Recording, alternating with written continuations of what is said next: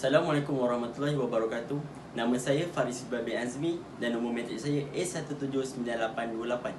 Hari ini saya akan membentangkan satu kajian yang bertajuk Indeks Kualiti Air IKA Sungai Selangor pasca pembinaan empangan Sungai Selangor.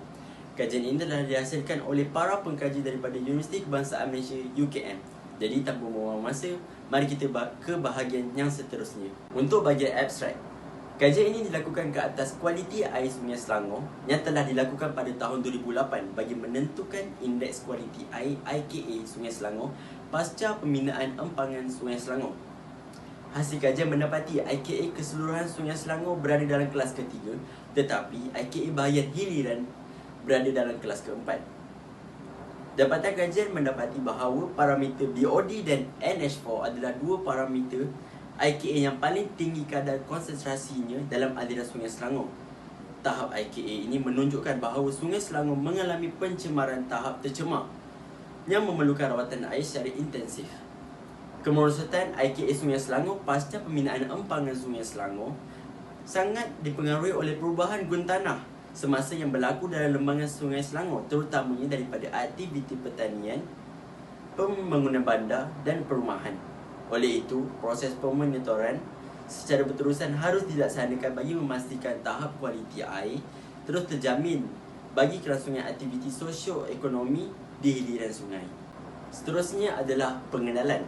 Pembangunan ekonomi yang pesat di Malaysia, khususnya di negeri Selangor, iaitu sekitar 1980-an dan 1990-an, telah menyebabkan peningkatan terhadap bekalan air bersih daripada pelbagai sektor, khususnya sektor domestik dan perindustrian. Bagi memenuhi permintaan yang semakin meningkat, pembinaan sebuah empangan baru telah dicadangkan sebagai langkah jangka masa panjang dalam mengatasi sebarang kemungkinan masalah kekurangan bekalan air bersih pada masa hadapan. Seterusnya, empangan Sungai Selangor telah dibina di kawasan lingkungan hutan simpan Hulu Selangor, lebih kurang 5 km daripada bandar Kuala Kubu Baru. Empangan ini meliputi kawasan tadan hujan seluas 600 hektar dan ianya hanya mewakili 3% daripada keseluruhan kawasan tadan hujan tersebut. Pembinaan empangan Sungai Selangor ini tertakluk pada Perintah Kualiti Alam Sekeliling, iaitu aktiviti yang ditetapkan penilaian kesan alam sekeliling 1987 yang memerlukan kajian terperinci. Penilaian impak alam sekitar dilakukan. Selaras dengan itu, satu laporan detail environmental impact assessment DEIA telah dikemukakan oleh pihak pemaju, iaitu Syarikat Pengeluar Air Selangor Splash, untuk penilaian. Setelah mendapat kelulusan, kerja pembinaan dimulakan pada akhir tahun 1990-an dan siap beroperasi sepenuhnya pada tahun 2003. Oleh itu, objektif utama kajian ini adalah untuk melaporkan tahap kualiti air Sungai Selangor setelah lebih 10 tahun empangan Sungai Selangor tersebut telah beroperasi. Pelaporan tahap kualiti air ini juga didasarkan kepada Indeks Kualiti Air IKA yang digunakan pakai oleh pihak Jabatan Alam Sekitar JS Malaysia. Baiklah, seterusnya adalah metodologi kajian. Metodologi kajian ini terbahagi pada dua, iaitu pengambilan sampel air dan analisis sampel air. Kita pergi ke bahagian pengambilan sampel air. Sampel air diambil daripada 5 lokasi yang berbeza dan ianya berhampiran dengan stesen permonitoran Jabatan Alam Sekitar JAS. 3 titik persampelan diambil di bahagian hulu sungai, iaitu di daerah Kuala Kubu Baru, dan 2 titik persampelan lagi diambil di bahagian hiliran sungai daerah Kuala Selangor. Sampel-sampel air tersebut diambil tanpa kehadiran hujan sekurang-kurangnya selama 24 jam. Kemudian sampel-sampel air tersebut akan dianalisis untuk ke bahagian seterusnya. Seterusnya, metodologi kajian yang kedua, iaitu analisis sampel air. Ia mengutamakan 6 parameter, iaitu keperluan oksigen biokimia BOD, keperluan oksigen kimia COD, oksigen terlarut DO, nitrogen amonia NH4, jumlah pepenjataran ampai TSS dan pH. BOD, COD dan TSS dilakukan di makmal hidrogeomorfologi, iaitu dengan menggunakan mesin WSI 556 multi-parameter system, manakala DO dan pH pula dilakukan secara in situ di kawasan lampangan. Kemudian, indeks kualiti air IKA dikira menggunakan rumus seperti berikut. Seterusnya adalah hasil dan perbincangan.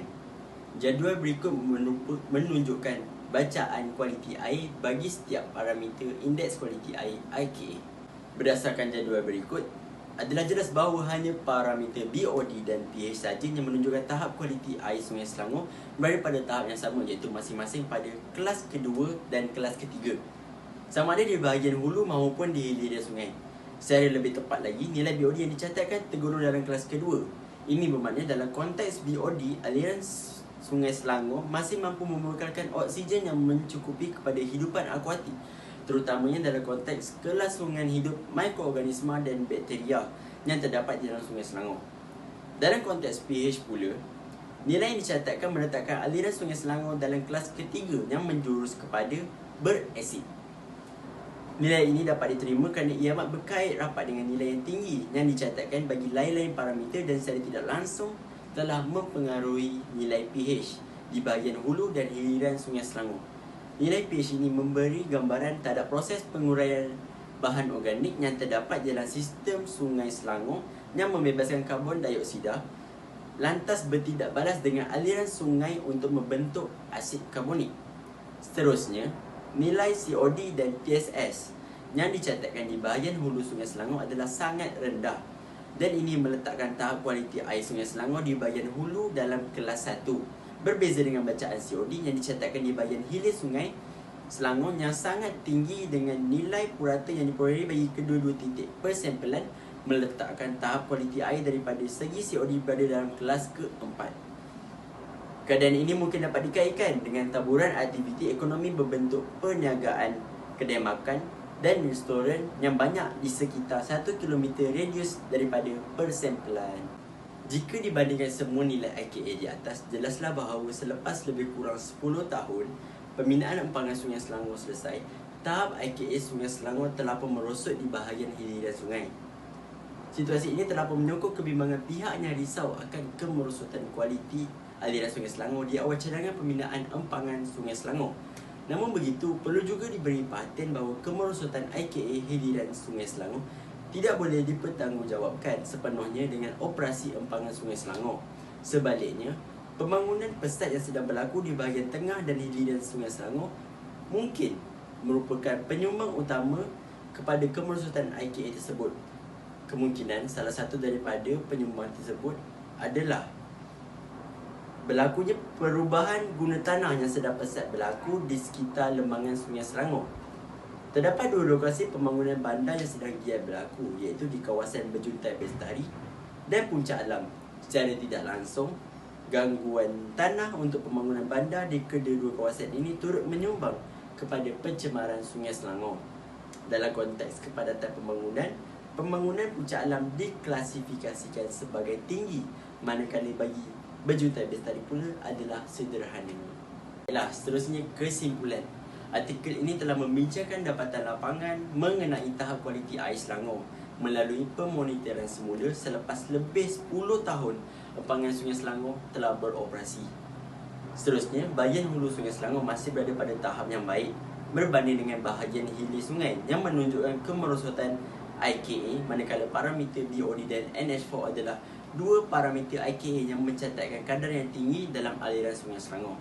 Dan terakhir sekali, penurunan tahap IKA di hiliran Sungai Selangor boleh menjadi petunjuk awal terhadap keperluan pemeliharaan iaitu rawatan air di Sungai Selangor. Sebelum saya akhiri pembentangan saya, artikel ini telah dihasilkan daripada projek penyelidikan berdaftar di Universiti Kebangsaan Malaysia UKM, iaitu pemantauan sosial ke atas penempatan semula penduduk akibat pembangunan kajian pasca pembangunan empangan Sungai Selangor. Dan ia dilakukan penambahbaikan daripada kertas kerja yang dibentangkan di Simposium Kebudayaan Indonesia Malaysia, Bandung, Indonesia pada 10 hingga 12 November 2009. Itu sahaja daripada saya. Sekian, terima kasih.